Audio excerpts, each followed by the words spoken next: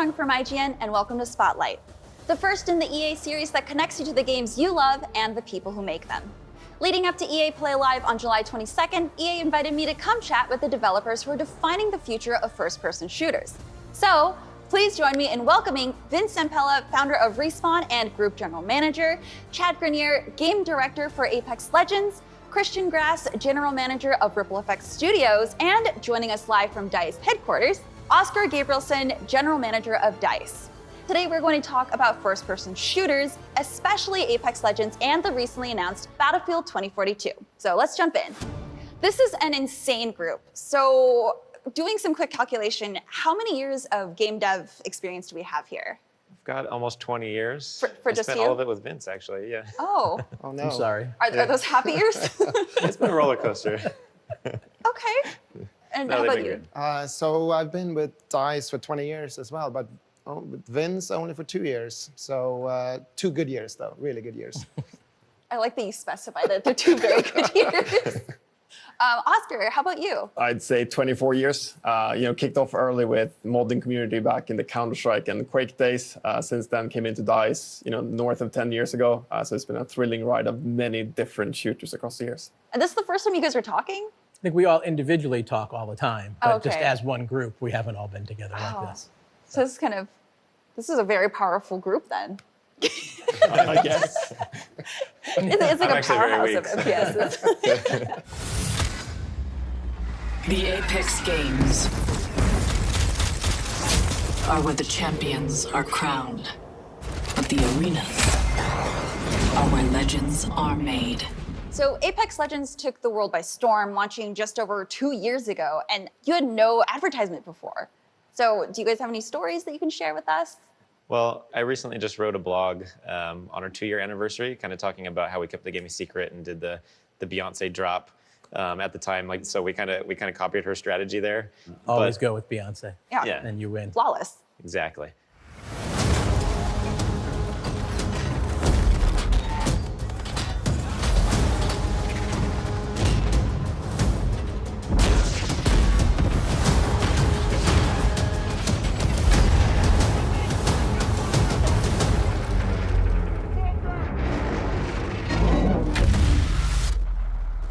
You revealed Battlefield 2042 to the world last month. How does it feel to have the news finally out there? Well, I think the theory is when you build a game and you're kind of looking forward to announcing it, you're supposed to feel excited and pumped and thrilled and all those kind of positive words. Yeah. The honest reality is pure agony the last couple of weeks before you show off a thing. You have teams that spent years and years and years, hundreds and hundreds of game creators creating these games, and then you get this final moment where you get to show the game to the world, and you never know what reactions are going to be, but of course, super happy to be able to show the game to the world. It's something we're super pumped about. So tell us about the game and its trademark game events that are truly next level. Not many times in your career do you get the chance to go through a console transition. So when we got the chance now to work on the new generation of consoles, it really enabled us to rethink some of the kind of core building blocks of Battlefield, delivering a game at a scale we've never done before. And it comes both on the land masses you play Battlefield on, but also the player counts. Getting the chance to play with 128 players on an army scale kind of warfare setup. We added a lot of really cool gear to the game, things like grappling hooks, wingsuit. And then for some really cool reason, we like to say, what about a real-time tornado? Real-time tornadoes are cool, right? What about adding one of those to Battlefield? And then what happens if you take that and you combine it with a wingsuit so you can kind of propel yourself to the other side of the map? These tornadoes, they kind of help in kind of grand way when you play. There's been more than a few playtests in which you're in this really intense situation where you're honestly pretty screwed. And then a lovely tornado shows up and just sweeps all the enemies in front of you. You're like, hey, that worked. High five, Mr. Tornado. And I think those kind of really big Levolution moments that we're introducing as part of Battlefield 2042 is what makes the game special. You need to play on your toes every single second because you never know what Mother Nature throws at you. Can you shoot into and out of the tornado? Of course you can shoot at a tornado. And that's, One good way of understanding that the storm's actually approaching is just kind of looking up at the trees. If they're starting to bend a bit too much, you probably are supposed to start running because you're going to get, swept up by that tornado sooner or later. Can you tell me how long the team has been working on the game? Yeah, so this is a 3-year cycle for us, and that really has enabled us to both take a big leap when it comes to tech. So we're running on a completely new version of Frostbite, which has enabled us to push both visual fidelity and core gameplay as a result. And really to kind of hone in on the concept. You've seen us talk about our no-pat specialist, our new characters, and we've invested a lot of time and kind of love and passion into the storylines and the worlds and the war we're portraying. So we're super happy to get the chance to do that. So DICE and DICE LA have had a long history with Battlefield, but before we talk about that history, DICE LA just rebranded. So can you tell us all about that, Christian? Yeah, so the studio was formed 8 years ago as a way of expanding the capabilities that DICE had to build Battlefield. We wanted to push this idea that we have in the studio where we really want to drive quality in everything we do as a studio. And in order for us to do that in a really good way, we believe that you need to be good at listening. You need to listen to the people that work in the studio to kind of find these good ideas, these kind of nuggets of good ideas that we then try to turn into something real.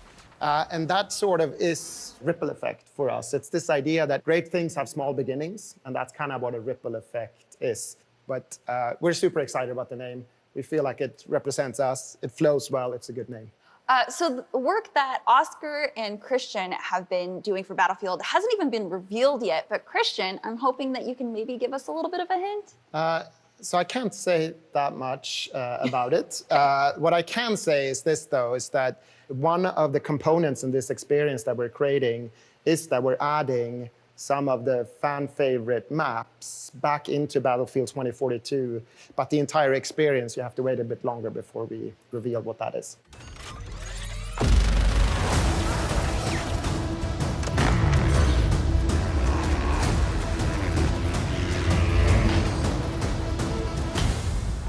The team at DICE announced Hazard Zone at the reveal, but didn't say much. We know it's being developed at DICE. Can you tell us a little more about that? Yeah, so Battlefield 2042 ships with 3 core multiplayer experiences. We've shown off All-Out Warfare. Of course, Christian and his team has something special coming shortly that we'll show at EA Play Live. And our second experience is called Hazard Zone. It's a high-stakes, squad-based game mode with a lot of high tension. It's not your classic Battle Royale. It's a really contemporary mode. It's also something the team has been thinking about for many years. We're really looking forward to showing it to the world. It has some really special components, and it really kind of leans into the superpowers of Battlefield and DICE at the same time. So we'll show more later this fall, just a couple of weeks and months before we launch the game in October. So Vince, you've been part of some of the biggest FPS games in the history of the genre, like Medal of Honor, Allied Assault, Call of Duty, and Call of Duty Modern Warfare, also the sequels to both of those franchises, Titanfall 1 and 2, my personal favorites, and Apex Legends, just to name a few. What is the secret ingredient to making a great FPS? A great team. That was immediate. I love that. Yeah. I think it goes back to something Christian mentioned, which is finding nuggets of gold within the team members themselves and putting them into the game, right? Building a great team where people are, have this initiative and they're passionate about making games. Ideas come from anyone. And so if you put the right people in place, then those ideas just sort of happen, assuming you have a collaborative culture and a place where people feel like they can speak up and pitch ideas. And not all ideas are good. Like you have to be, like we'll throw out ideas and, I'll say something and Chad will say, that's stupid, we're not doing that. I'm like, okay, and he's probably right most of the time. What was an idea in Apex that you guys threw out? Besides Titan, because we all know everyone's been asking about Titans. There's a lot. Coming off of Titanfall 2, we had a lot of the Titanfall 2 mechanics in the game, like the Titans, and that was something that we decided to cut, as well as wall running and the jump packs. And I know those are all favorites of Titanfall players, but they added to what we call Brownian motion in our game, where players can sort of be anywhere at any time. And we wanted a slower paced, more predictable combat where you can predict when someone goes around the corner, the possibilities of where they could be, and not that they can be anywhere. And then the Titans just sort of, were a weird balance. They were sort of, how do you make them powerful enough that you feel really cool when you're in a Titan, but not OP? We had drop pods at the beginning instead of jumping out of the plane and sort of doing the skydive. we had a map that you would pick where you would drop and sort of just instantly dart down in a drop pod. But we found during playtest that giving players more time to reposition and see where other players are going and rethink strategy was more fun. Going to check it out over there. It's a lot of play testing and trying things and failing fast and moving on or improving if you see a promise in it. So Yeah, I think it's incredible to see like your team work together. And like you said, a great team makes a great FPS, because now you have this title that is esports ready. And ALGS has been doing wonders. A lot of people have been wanting to enter into it. And so it's just kind of the proof is in the pudding, right? Yeah, we're really glad that people are playing it competitively, and ALGS has been great. Just held the championships, so that was really cool. Really big prize pool, so that's been exciting. Looking forward to doing it again next year. I know you mentioned your team with Ripple Effect now. So would that kind of be your same answer? Yeah, of course, Key is a great team. I mean, that's how you succeed. The other thing that I really like is, and I think that's something that the Battlefield franchise has done well, is not being afraid of taking risks and not saying no instantly. So if someone comes up with an idea, like having a tornado real time in the game, someone doesn't just say, that's insane, cut. Instead, it's like, yeah, maybe that could work. And that kind of what if question, I think, is super important. So you take some risk, like we introduced destruction back in Battlefield Bad Company 1 into the game, which wasn't necessarily from a development point of view a sane idea, but it was a cool idea and we wanted it, so we kind of pushed for it, even though it was really difficult to do. But then, like Vince said, you have to balance that with being bold enough to cut things that don't work as well. And that is actually more difficult than it sounds. It's difficult to cut things that you've been working on for a long time. So I think that balance is really important to strike. Then turning to Oscar, is there anything that you've had to cut from previous games that you've worked on that kind of made you feel a little bit sad? Oof. I have one that I miss, every single day. We'll hopefully get it back in, some Battlefield version. It's actually something we did back in the Battlefield 4 days called Tablet Commander. So you might remember you could actually join into a 64-player Battlefield session on your tablet, either an Android one or an iOS one. And we even had voice over IP support. So you could kind of call in supplies, do a bunch of things from the iPad. And the reason I remembered so well, it was actually the same year I got my first kid. So I couldn't sit in front of a console or a PC, but what I could do is I could carry my kid on one arm, and I could have my iPad on the other arm, and I could scream at my squad and give them squad orders. So we just need to get Tablet Commander back. And us not having it in the next couple of games is still really frustrating me, so we have to fix that. Do you think we can make that happen? Hopefully at some point it will be back in the game. I don't know, though. Let's do a classic, Christian. You and I this weekend, Oscar, let's write some code. Yes. How hard can it be? Yeah, I love the Commander feature as well. That's a good call out, Oscar. So going back to Apex, Chad and Vince, you guys have been able to knock it out of the park with every season launch. And I think season 9 was one of the best because you also brought back Titanfall 2's most infamous pilot, Viper, with Valkyrie, and created this new backstory for a character that we really didn't get that much screen time with. How do you guys keep doing it? Well, our writing team just loves Titanfall, and they're trying every moment to try to squeeze something in. We've seen that the fans really love it too, and so when there's an opportunity, we obviously want to do it.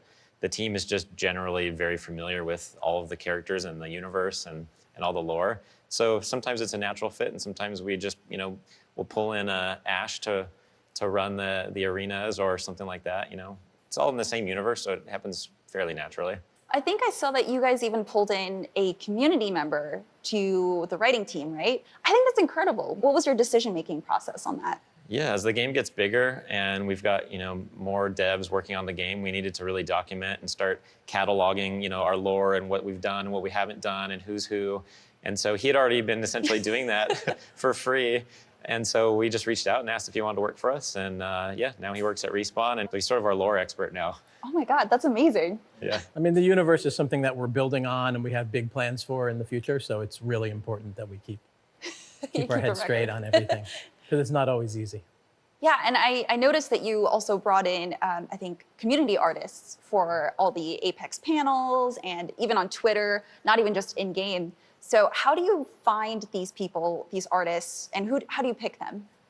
Man, there's been so much good art. We don't ask for it. They just post it. And it's amazing. Thank you all. It blows our minds. So we've done a bunch of things with the community, and honestly, we're just getting started. We're gonna, hopefully do a lot more. We've reached out to a few people, and they've done some comics for some of our seasons. We just partnered with someone in the community to do an animated Pathfinder video. Game over. Thanks for playing. And yeah, just getting started. There's so many amazing artists out there, and we're also hiring, so they can always apply also. But they're doing great work.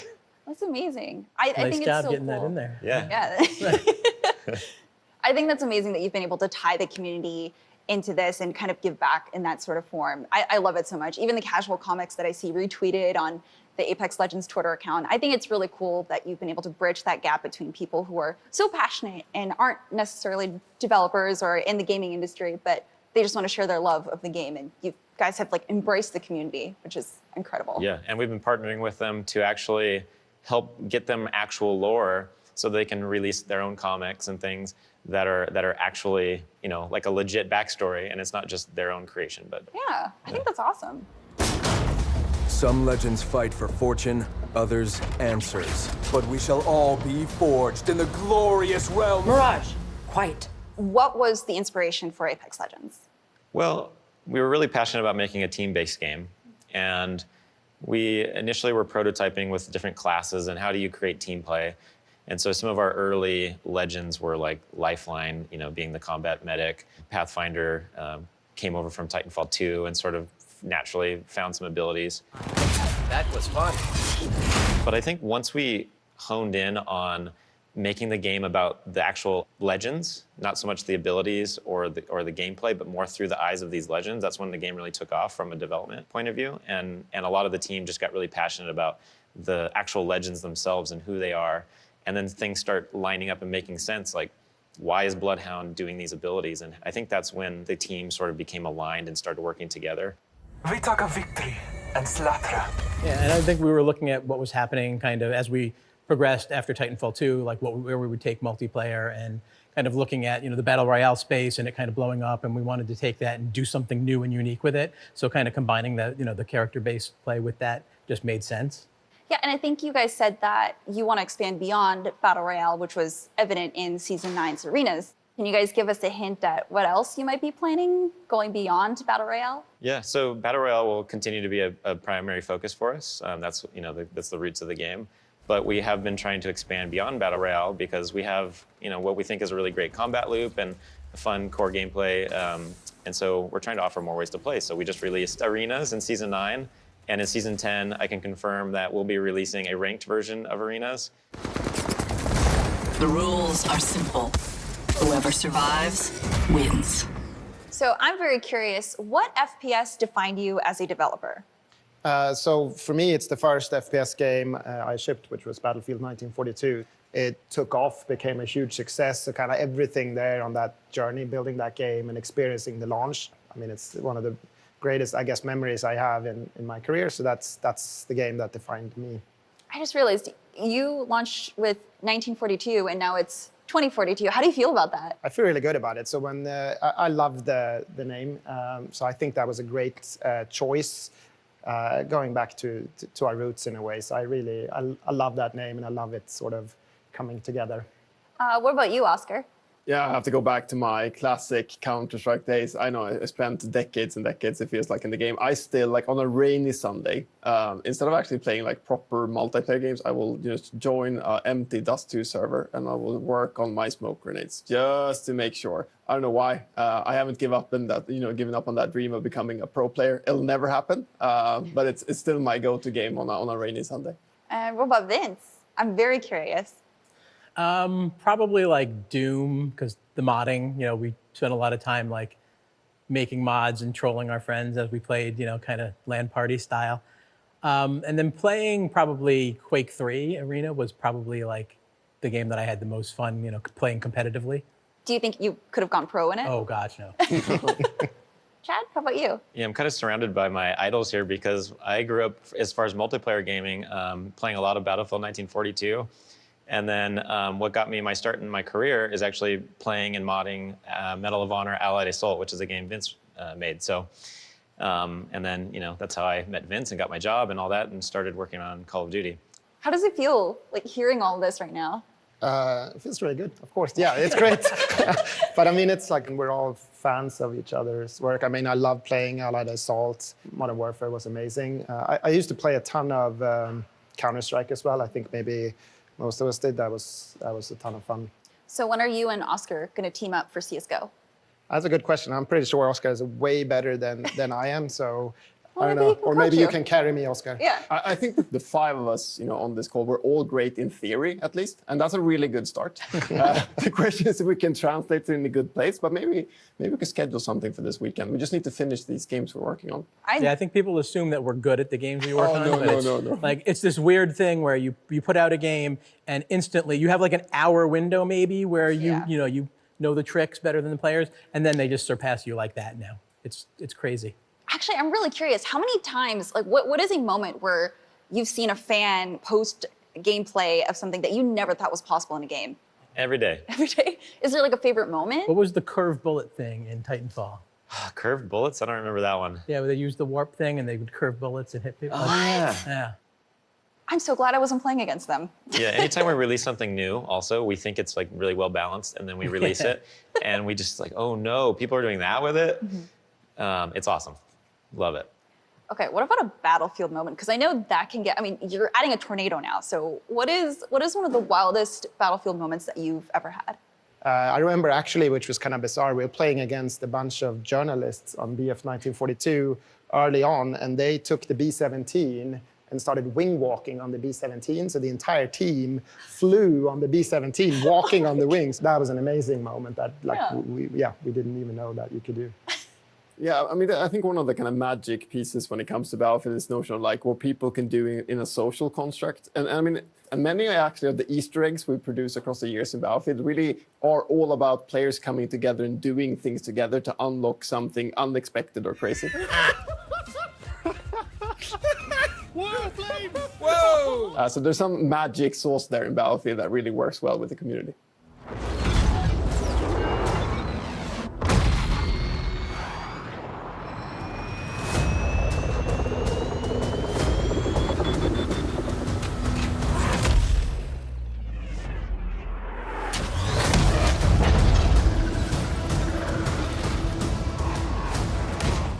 So earlier this year, EA moved Need for Speed to go all in on Battlefield.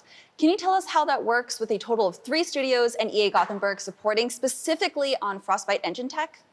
Yeah, I mean, I'd say on a normal year, it would be borderline impossible to pull in that many studios to build a game like this. But I think this COVID environment we've been in means that it's actually easier to scale teams because we're all in the same kind of infrastructure, Zoom meetings, virtual whiteboards, virtual playtests, everything has the word virtual ahead of it. So this is by far the biggest Battlefield team, we've ever had. And that's really enables us now to ship these 3 core, multiplayer experiences as part of the Battlefield 2042 launch. But it's been a grand adventure, a couple of months left, and just kudos to everyone in Gothenburg, Guildford, LA, and of course the team back in Stockholm. Everyone's come together, and it's honestly not only those folks. There's been engineers and artists and audio designers from kind of every single corner of the world across Electronic Arts helping out on this game. And I think you've seen it when you've seen the reveal trailer and the gameplay assets. It's really shining through. So kudos and thanks for all the help.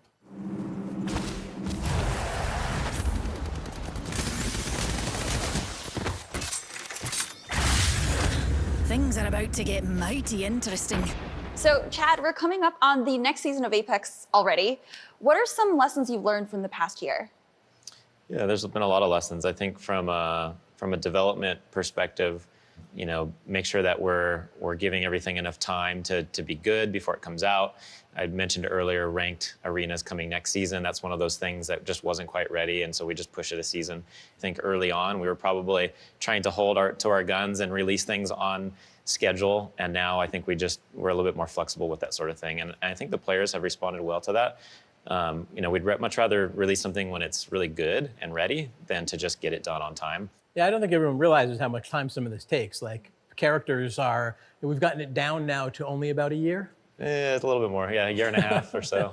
So, we spend a lot of time kind of honing them, so it sucks to rush it out at the end, with things. We want to be able to have the time to make it perfect, or as perfect as we can. Out of curiosity, how long would a map take to develop? We're generally about a year and a half from when we first start doing blockouts to shipping. What about map changes, actually? Is that any easier than doing full map updates? It's definitely a lot easier. Like a map update is generally about 6 months So we're a couple seasons ahead on those, and then a town takeover, we're usually about 1 season ahead. So, And actually, I'm very curious, how long does it take to make a map in Battlefield? Somewhere between 6 and 12 months, based on size, complexity, is it a new biome, new gameplay opportunities. It's a bunch of time to pull that off, especially our big player counts. It's just a massive challenge, really balancing everything there. So then that kind of begs the question, how hard is it to run a live service game? a lot harder than we thought. We're still learning how to do it, I think. You know, it's kind of, we get better every time, I hope. And I think there's a lot of content, it's a lot of testing. You know, the good part of it is you can put things out there and try things and not being afraid of things failing, but that puts a lot more onus on the team to create content to that the fans, like they need to last an entire 3-month season and have enough content to keep people coming back and engaged and entertained. You'll see. Yeah, we look forward to it. Yeah, I was going to say, is there any advice that you'd want to give Christian and his team? I'll let Chad answer this one. If I could go back, I think the only advice I'd give myself was to make sure that you've got the pipeline and the tools and the team ready to start creating that content. Because for us, we were all in on launch. We launched the game, and then it's like, oh, this game got popular. We have to do like a season 1. What are we going to put in it? And we had very little content ready to go. Yeah, the first couple seasons were a lot of work for the team. Yeah.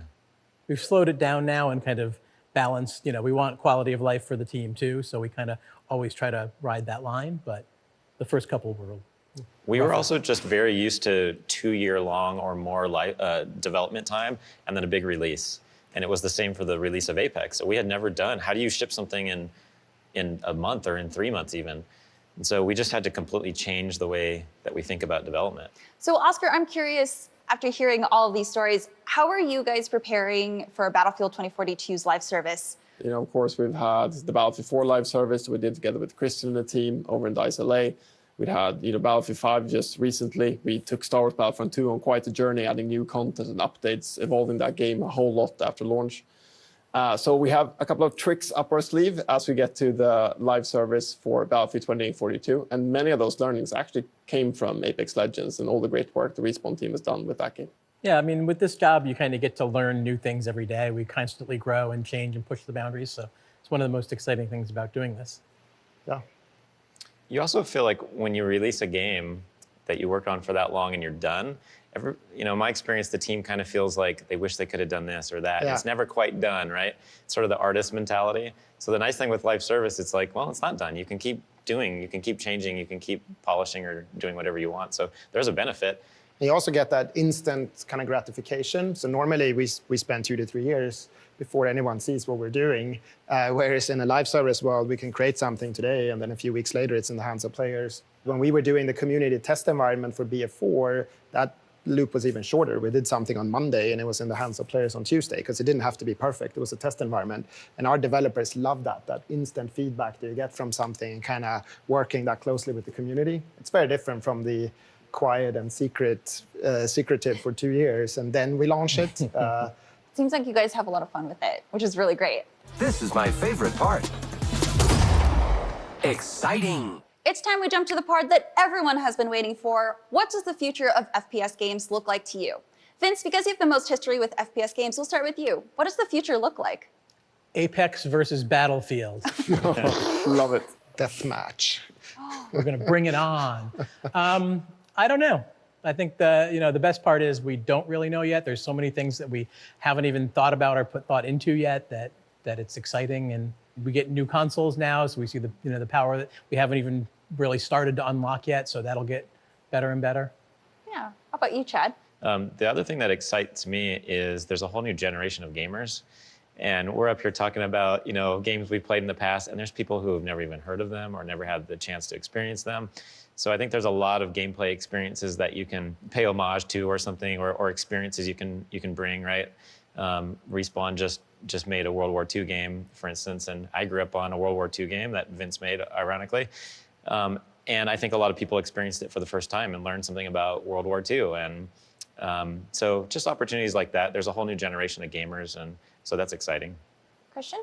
It feels like there's so much more we could do and should do on the kind of social side of our games. If you look at a traditional sport, you could kind of, I don't know, you could go outside and just kick a ball or throw a ball, and you can watch it on TV, and you can go to a stadium and watch it, and you can participate in fantasy versions of it, and it's like it becomes more than just that actual game, whereas I feel like we're only at the beginning of that, where we can turn it into more of a social thing, where you hang out in this world, in these worlds that we create, not just to compete, but also just to be there with your friends. I think there's a ton of exciting potential there.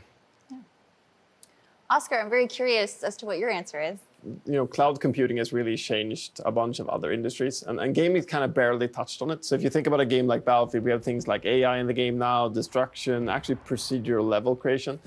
And the next-gen consoles, there are, of course, super powerful. But if we move much of that logic out to the cloud, which is kind of servers in other language, we can do some really high-scale computing that we haven't been able to do in the past. Destruction, visual fidelity. And I think it's just a couple of years away, and then you'll see some pretty cool shooter games out there, I'd imagine. But we'll see. Soon, trademark. Battlefield 2042 being one of them? No comments. Oh, okay. So, Chad, what should we expect from EA Play Live on July 22nd? Yeah, so our next season is rapidly approaching, so we're going to be unveiling some new information around our upcoming season, including some information about our next legend. He is very interesting and unique in many ways, and I think players will be really excited to learn about him.